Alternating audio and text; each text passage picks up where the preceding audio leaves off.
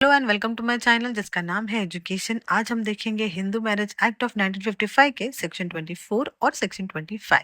अब Hindu marriage act of 1955 के section 1 से लेके सेक्शन 23 ए तक का एक्सप्लेनेशन मैंने ऑलरेडी दिया हुआ है।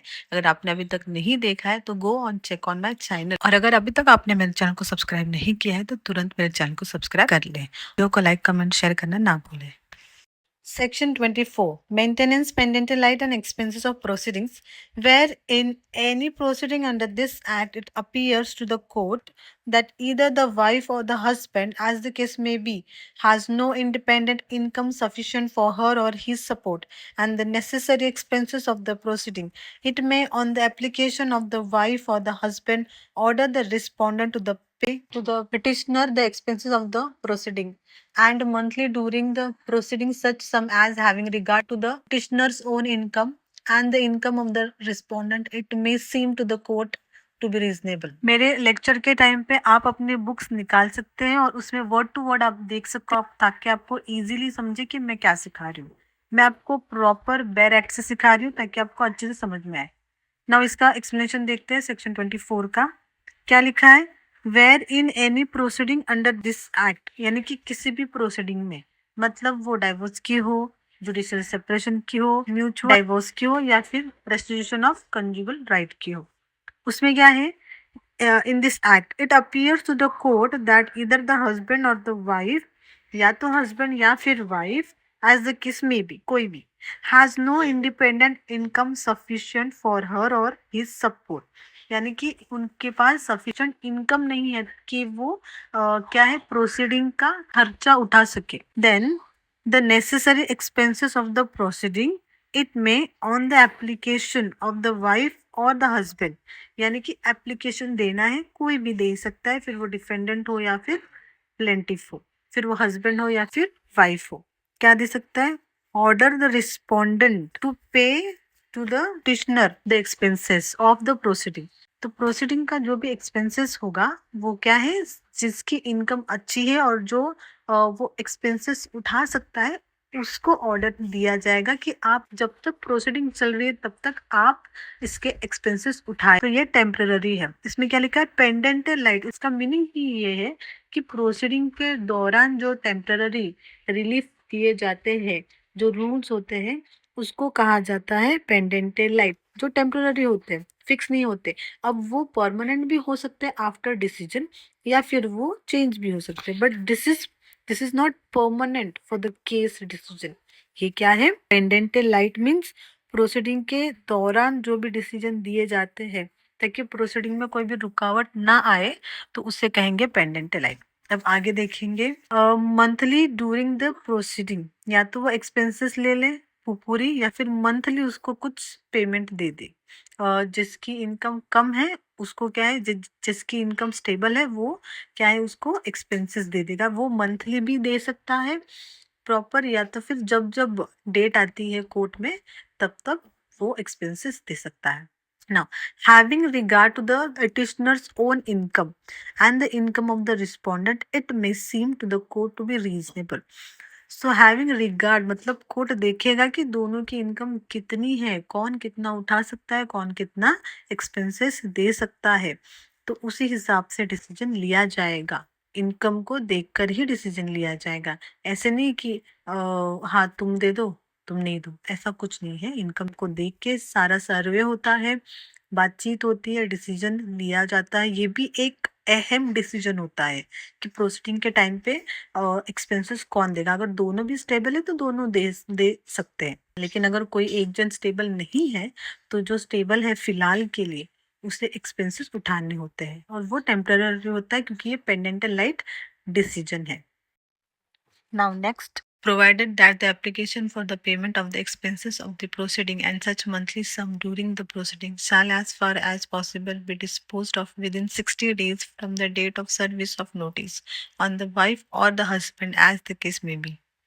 इट मीन्स कोर्ट में जो एप्लीकेशन दी हुई है for the maintenance of pendant light and the monthly expenses, उसका डिसीजन 60 डेज के अंदर हो जाना चाहिए। 60 डेज मीन्स 60 दिन के अंदर उसका डिसीजन हो जाना चाहिए।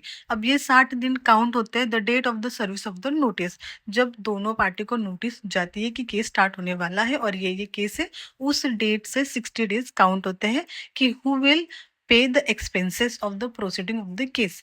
बस 60 दिन के अंदर डिसीजन ले लेना चाहिए, ये एक्स्ट्रा प्रोविजन दिया हुआ है। Now section 25 permanent alimony and maintenance, इसमें 3 सबसेक्शंस है। Subsection 1, any court exercising jurisdiction under this act may at the time of passing any decree or at any time subsequent thereto on application made to it for the purpose by either the husband or the wife, as the case may be, ordered that the respondent shall pay to the applicant for her or his maintenance and support such gross sum or such monthly or periodical sum for the term not exceeding the life of the applicant, as having regard to the respondent's own income and other property, if any, the income and other property of the applicant, the conduct of the parties and other circumstances of the case. It may seem to the court to be just, and any such payment may be secured if necessary by a charge on the immovable property of the respondent.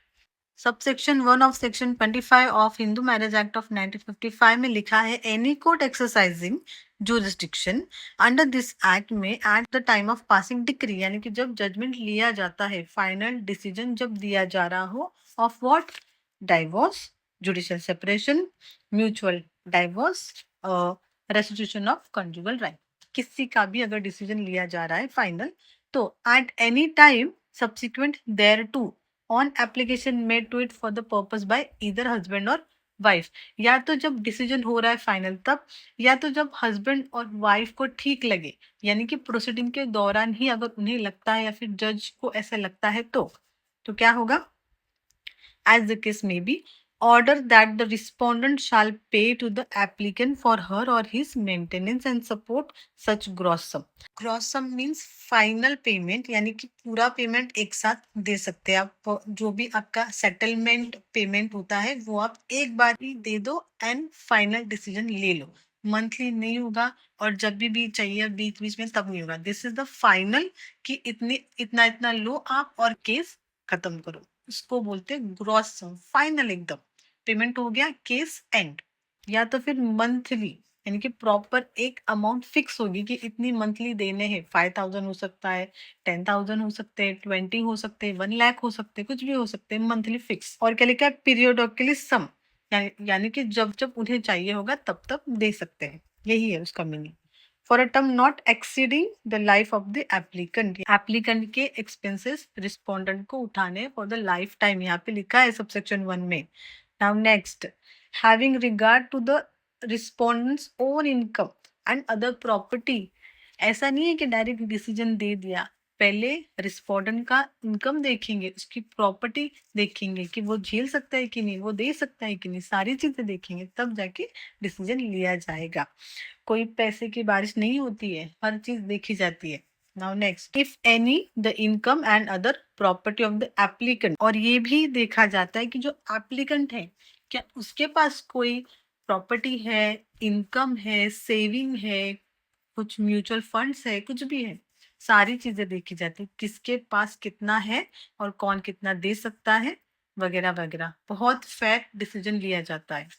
Next bracket में लिखा है conduct of the parties other circumstances of the case, बाकी सब देखकर ही decision लिया जाएगा, यही लिखा है ना। Next, it may seem to the court to be just and any such payment may be secured if necessary by a charge on the immovable property of the respondent. It means अगर जरूरत लगी तो respondent की immovable property भी applicant को दी जा सकती है अगर वैसी नीड लगी तो।